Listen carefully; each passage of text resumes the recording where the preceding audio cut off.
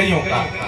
हम जब गोदूहन करने जाते हैं तो कोई दूध रहबे नहीं करता तनों में।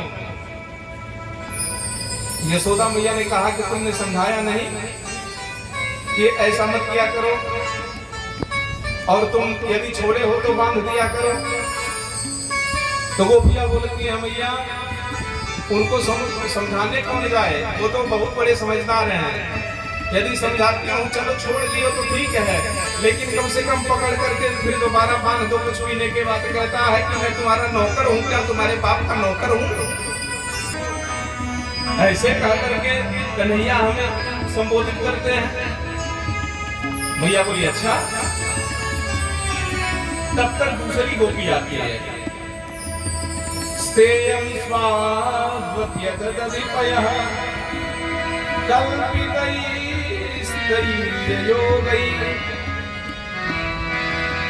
दूसरी लीला करते हैं भगवान कि जाते हैं, जाने के बाद वही सब कुछ खा लेते हैं। खाने के बाद जितना मटकी उटकी बचता है सब अपने साथ ही लेते जाते हैं, कुछ छोड़ते नहीं हैं कि दोबारा ये माखन का निर्माण करें। तो ऐसे भगवान यशोदा मैया से वो सखी शिकायत करती है कि क्या तुम समझा नहीं पाती हो? तो गोपियां कहती है शिकायत तो करती हैं, लेकिन कन्हैया कहता ये मेरे बाप का राज है। तुम लोग रह रहे हो लेकिन मेरे बाप का राज है। ये सब मटका मटकी हमारे बाप का है, मैं ले जाऊंगा तुम क्या करोगे? यशोदा मैया ने कहा सही तो कह रहा है, इसकी बाप का ही राज है। भूक्षण विभजते सच्चेदनाते भांडम भिनक्ते।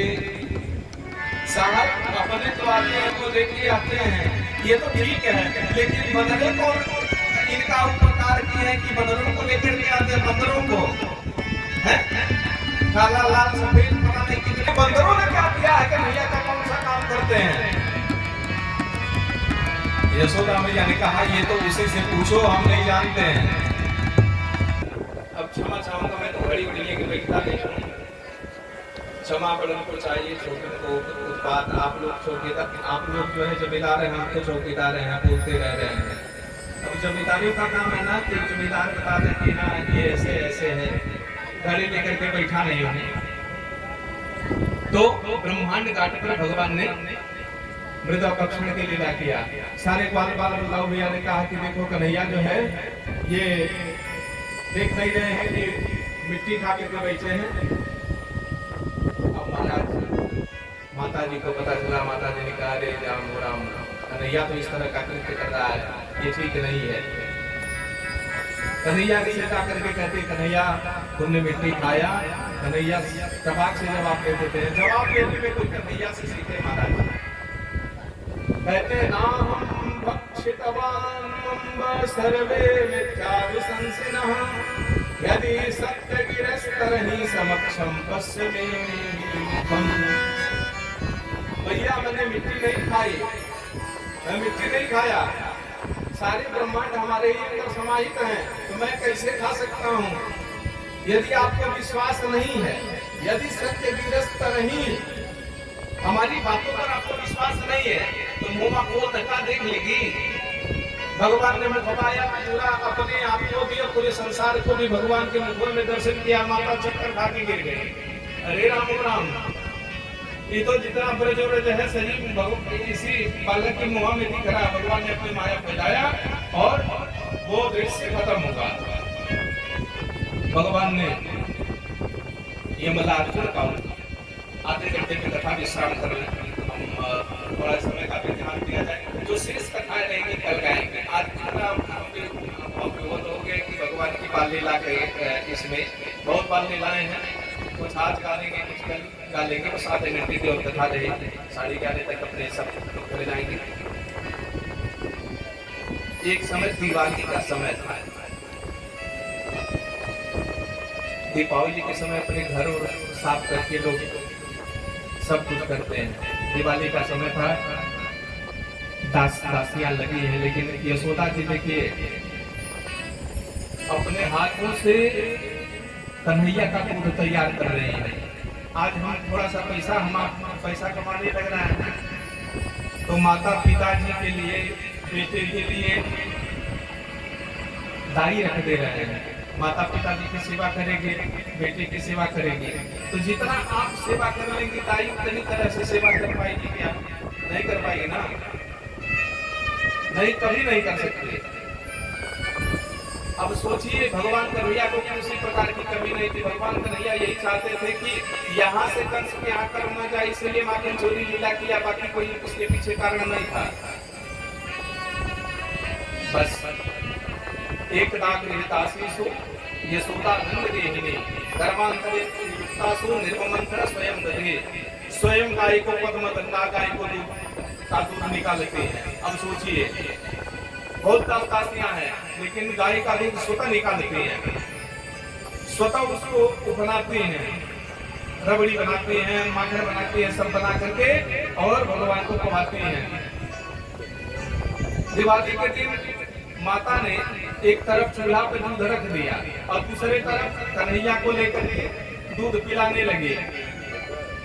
दूध ने सोचा कि हमारा भी जीवन व्यर्थ है कि कन्हैया के काम ना आ सकूं, इसलिए दूध जो है रिसिया करके उबलने लगा, उबलने लगा तेजी के साथ। यशोदा मैया ने देखा कि पद्मगंधा गाय का दूध जो है केवल कन्हैया को ही पीने के लिए बनाया जाता है, गिर रहा है, तो कन्हैया को नीचे रख करके दूध के पास चली गई। इस पद्मगंधा गाय का विशेषता जानिए। पद्मगंधा की विशेषता ये है कि 1000 गायों को 100 गाय बनाया जाए। विशेषता इसकी जान लीजिए। 1000 गाय को 100 गाय बनाई जाए और 100 गायों को 10 गाय बनाई जाए, 10 गायों को 1 गाय बनाई जाए। इतनी विशिष्ट वैशिष्टता पद्मगंधा। कन्हैया को रखे, कन्हैया ने कहा, माँ तुम दूध से ज्यादा हमको नहीं मानती हो। माँ ने समझाया कि नहीं, तुम्हारे लिए तो दूध की रक्षा करने गए थे, बाकी क्या आवश्यकता थी उस दूध की। कन्हैया ने कहा, मैं मान ही नहीं सकता, उखल में गए हैं, कुछ तोड़े फाड़े हैं। और माता की तरफ ऋषिया के देख रहे हैं गुस्सा करके। बाल लीला जब देखे तो माँ ने कहा कि कन्हैया क्यों रुष्ट होते हो? कन्हैया ने कहा, कुछ नहीं, जितना मटकी फटकी था सब तोड़ डाले, मैं दूध नहीं पीऊंगा। हमारे यहाँ के बालक भी जो चिढ़ते हैं तो यही काम करते हैं, सब दूध गिरा उड़ा देंगे, सब कुछ कर देंगे। सब कुछ करने के बाद अब माता गुस्सा हुई। माता के गुस्सा होने के बाद कन्हैया भागने लगे, भागते। आप सोचिए, पूरे ब्रह्मांड का मालिक भाग रहा है, समस्त जगत जनता भाग रहा है और यशोदा मैया उसके पीछे पड़ी हुई है। ये भगवत भक्ति है, भगवत प्रेम है। कन्हैया भागते जा रहे हैं, यशोदा मैया थक के चूर। उस समय गर्मी हल्की हल्की पड़ रही थी। भगवान ने सोचा हमारी मैया का तबीयत खराब हो जाएगा महाराज, तो हमारी सेवा कौन करेगा, इसलिए जो है खड़े हो गए एक जगह। उलूखल से बांध दिया माँ ने। 2 अंगुल रस्सी कम पड़ रहे थे, इसके पीछे रहस्य बहुत कुछ है, लेकिन समयाभाव के नाते बस समाज पद्धति ही प्रयोग किया जाएगा।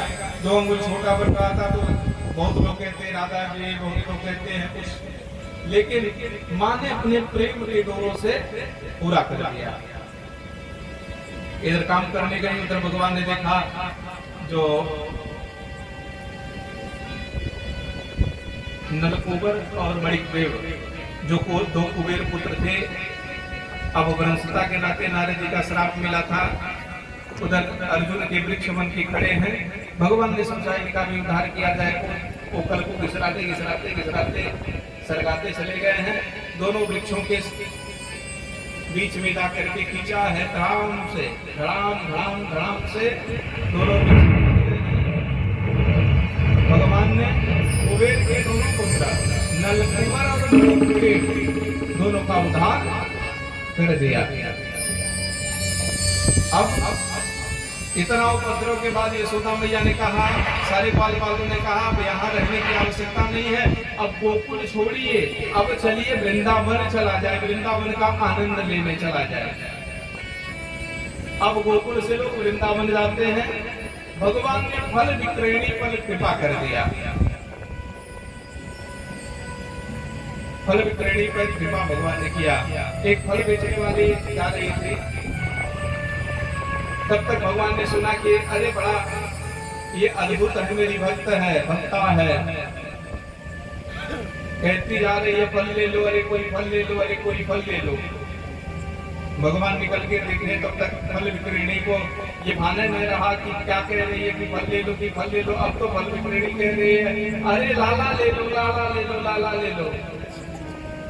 भगवान के मैया ने कहा तुम्हारा मति बिगड़ गया, आज तुम्हारी मति बिगड़ गई, तुम्हारे सामने आया क्या, तुम्हारी मति बिगड़ गई।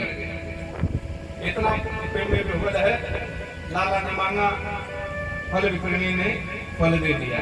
इतना सर्वांग सुंदर जान के कभी कभी कोई बच्चे अच्छे होते हैं ना, तो लो भैया एक 10 रुपया लो, कैडबेरी खाना है चाहे सिल्क की टॉफी खाना, तो सिल्क टॉफी तो 200 से 300 रुपया मिला है, तो 10 रुपया ले लो, एक कैडबेरी खा लेना, दे दे ऐसे फल विक्रयणी ने दे दिया। भगवान लिए और लेकर के आए, तो हाथ में अन्न कुछ उनके टिकता नहीं है, 2-4 अन्न टिक रहा है, तो वो भी धीरे धीरे रिस रहा, गिर रहा है। बच्चों का हाथ आते आते एक अन्न का कण बच गया था, फल विक्रयणी के टोकरी में डाले और पूरा सोना चांदी सर्पियों से भर गया। फल विक्रयणी को आशीर्वाद देके भगवान ने विदा किया है। श्री कृष्ण ने बत्सासुर का उद्धार किया, बकासुर का उद्धार किया, अगासुर का उद्धार किया, धेनुकासुर का भी भगवान ने उद्धार किया। बलदाऊ भैया ने घर आते